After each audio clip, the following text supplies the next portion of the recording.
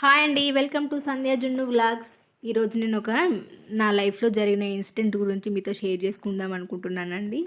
ఇది ఉగ్గు గురించి, పిల్లలకు ఉగ్గు రెసిపీ గురించి. ఒకరోజు నేను మాకు తెలిసిన వాళ్ళ ఇంటికి వెళ్ళానండి. వాళ్ళ పాపకి వేడి నీళ్ళలో సెర్లాక్ కలిపి తినిపిస్తుంది. నేను చూసి అడిగాను, ఎందుకు ఇది పెడుతున్నావు, ఇంట్లో ఉగ్గు ప్రిపేర్ చేసి పెట్టచ్చు కదా అని అడిగితే ఆమె అన్నది కదా, అది పెడితేనంట పిల్లలు చబ్బిగా లడ్డుగా అవుతారని చెప్పి ఆమెకి ఎవరో చెప్పిందని చెప్పి ఆమె పెడుతుందంట. నేను అన్నాను, పిల్లలు చబ్బిగా లడ్డుగా ఉంటే సరిపోతుందా, హెల్దీగా ఉండొద్దా అని చెప్తే ఆమె అన్నది, ఇది పెడితే బాగానే ఉంటారులే అని చెప్పి అనేసింది. నాకు అప్పుడు అనిపించింది, అంటే మా అమ్మ ఎప్పుడు అనేది, చెప్తే వినని వాళ్ళని చెడంగా చూడాలి అని. నాకు అప్పుడు ఆ సామెత గుర్తుకొచ్చింది.